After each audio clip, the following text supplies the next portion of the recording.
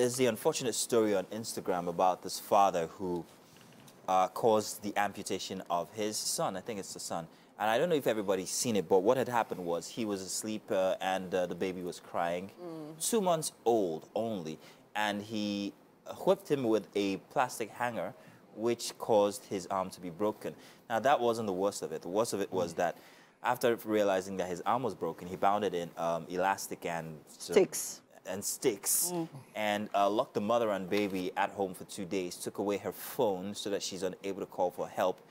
And until she could escape by some means, she reported to the neighbors, and then the baby was, well, rescued. However, not before his arm was already beginning to decay, and which resulted in it being amputated, his right arm. So it's a very sad story. And when I saw it this morning, I felt so downcast. I was like... Basically, what you're trying to tell me is that child was in pain for 48 hours. No. According to, well, another report that I read was, so the mother went to the convenience, right, at the time. So she left the baby with the father. Baby cried.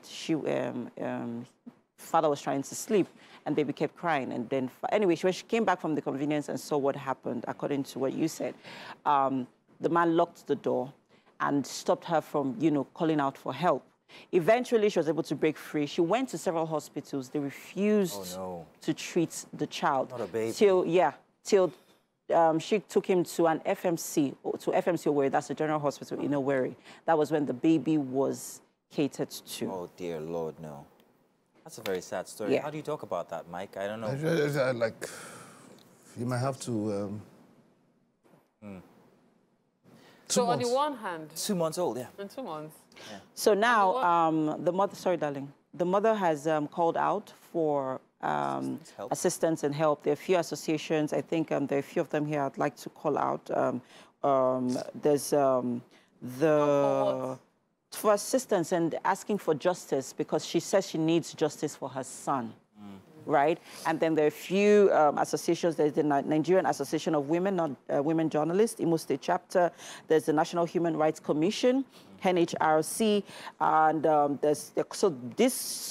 these two organizations are calling out to the Imo State government and the police force to immediately seek justice for this child. Such a sad situation makes you wonder what the mental state of such a person is if you can cause such harm to a baby. I mean, how could you expect that flogging the baby was going to make him stop crying? So that was the first thing that actually came to mind when I thought about it. Baby's 2 months.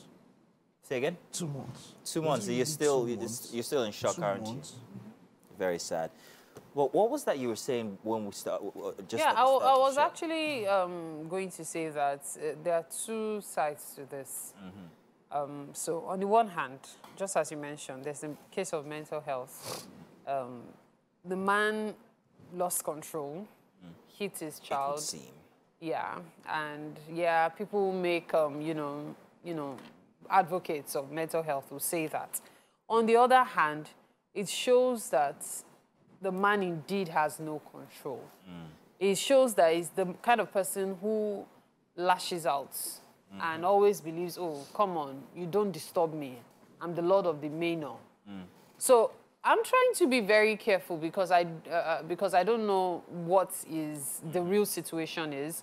But the reality is this. When you feel the need to always have your say, you really struggle sometimes to draw a line.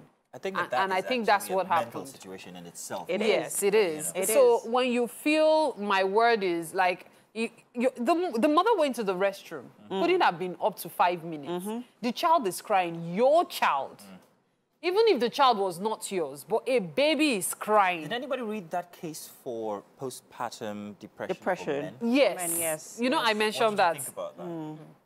See, that's why I was talking about the mental health thing. Some men probably aren't ready for, having a child or the responsibility. And so they lash out at the wrong person. And sometimes it's the child, like in this case. And then I also think that sometimes our boys have not been, boys in context of boys as growing into men, have not been taught and have not been instilled the trainings on how to cater to Because, I mean, growing up as, let me use my brothers as an example, right? I mean,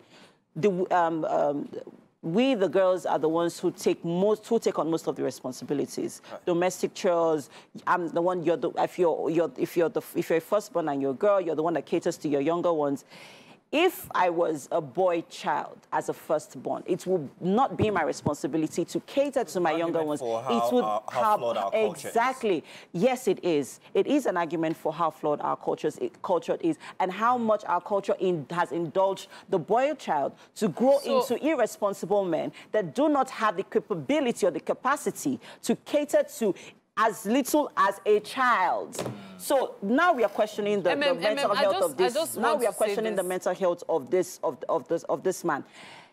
To his son, what about his wife? Imagine how he treats his wife. If he could do this to a younger child. So what I wanted to say is this: I think it's a responsibility of every family. Look, we all have our different experiences. We all have the way we were raised. I have an uncle and a father who do as much chores, or rather, we're doing as much chores when growing up as their wives, my mom and his wife as well. So I struggle to relate with things like you raised your child, your boy child, to not be able to take care of himself. I'm sorry, I'm not putting out what you said, but this is my personal experience. I came from a family where men had to do as much as women. If you are the firstborn son, you know quite well that you're responsible. If you are the firstborn daughter, you have to be responsible. In fact, in most cases, the women aren't even as pressured as the men. So what I'm trying to say is this: if things like this happen, the mother should be called out, because it's your responsibility to have raised your child right. It's your responsibility to let him know that the baby, not the mother, I apologize for that. The parents should be called out, because how can your child be crying next to you? That's why I said, let's even forget the fact that it's his child. You know, I mentioned it earlier. A baby is crying. The first thing you think of, if you are a nurturer, is to comfort that child. But no, you took a hanger and decided to silence the child. Meaning that if that hanger had landed on the boy's head and his skull had gotten fractured, or it caused a brain damage, the boy would have died. Why? Because he needed silence. Before we go, I know that there was a recent study that said over 60 million Nigerians currently live with depression or live with, you know, our mental health is being questioned. So I think that, I know that some people will say, oh yeah, I cannot afford to see a therapist if my mental health is being threatened. But then again, I feel that if you know that you are mentally unstable, you would know. We are not the ones that would, you know, spot it. You would know. I think you should try to see a professional, or better still, talk to someone. And apart from talking to someone, there's something called first aid in every situation. First aid, when you realize or you notice as a woman or as a man that your partner is suffering from postnatal depression, take a break. People forget that separation is not divorce. Sometimes you guys just need to be apart for a while so that the other person can get to the mental state you are as a parent.